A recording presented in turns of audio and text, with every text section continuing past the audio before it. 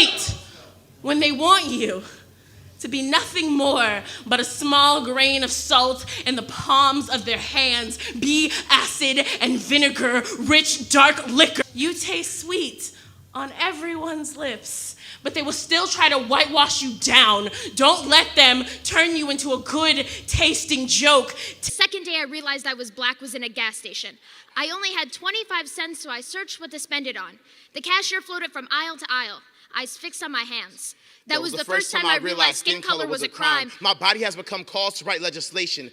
I've been asked, what makes you feel unsafe? And I struggle not to yell.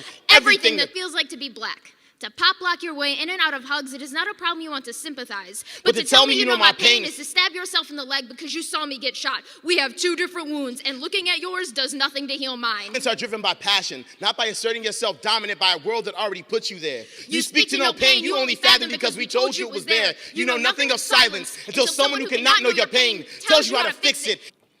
Black privilege is the hung elephant swinging in the room, is the memory of a slave ship praying for the Alzheimer's to kick in.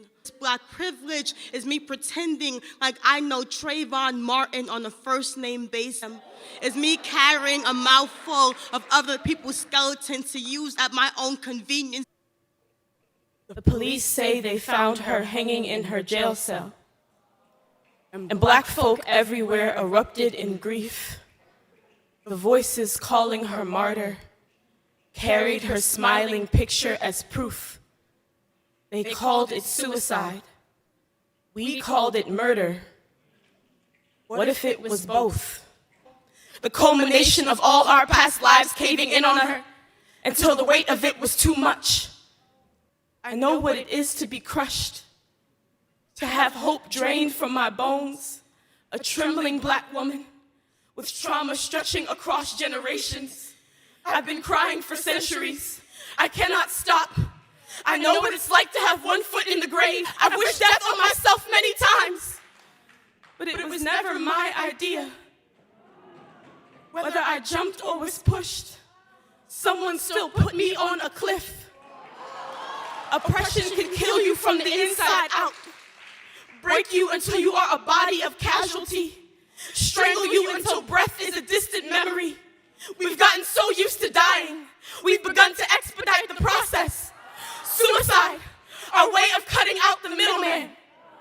There is a unique kind of sadness that comes with being despised without reason, that comes when self-hate is a rational decision to make. Whether or not she tied the noose herself, she was lynched. If she broke or was broken, it isn't enough to be a strong black woman. Sometimes it is too much to carry the torch with their hands engulfed in flames, to create the movements they will silence you in, to lead the marches only to have everyone tread on your back, to know your face might not make the nightly news. Even when we shouted, say her name, stamped Sandra Bland on our t-shirts, we flattened her into a symbol of the movement, turned her into a battle cry, marched for a name and neglected the woman. Those black boys do tend to get themselves into trouble. Boys like us are always thought of as pollution. More color in the currents. Mississippi is an abusive mother to black children. Engaged to a Jim Crow kind of man. Our hands don't hesitate to suffocate brown skin. Choked out the last of a small voice. Tied him up in the back of a pickup truck. Melanin makes such a mess. Push the limit of our pigment. Wrapped the cotton gin around his neck. They made him an anchor to remind us of the weight we carry. The black burden has always been so heavy. I hope he learned his lesson. We know silence all too well, don't we? Don't we? Look how quiet white folks get when a black boy is hushed. Get him out of here. Get him out of here. In the good old days, this doesn't happen because they used to treat them very, very rough. And when they protested once, you know, they would not do it again so easily. In the good old days, they'd rip him out of that seat so fast. I'd like to punch him in the face, I'll tell you. All right, yeah, get him out. Try not to hurt him. If you do, I'll defend you in court. Don't worry about it. I love the old days. You know what they used to do to guys like that when they were in a place like this? They'd be carried out on a stretcher, folks. All right, get him out of here, please. Get him out. Get him out of here. Knock the crap out of him, would you? Seriously. Okay? Just knock the hell.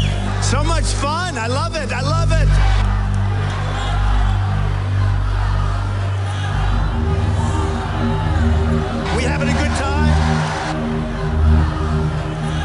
1800s edition. Just because I own slaves doesn't mean I'm racist. I don't even see color. You're racist for being slaves. Racism ended with the 3/5 compromise. Everyone is equal. We have a black overseer. Slavery is a choice. Realize, Underground Railroads only create racial divide. And why? We're all red on the inside. Free the people? How about we the people? Black Lives Matter? How about all lives matter?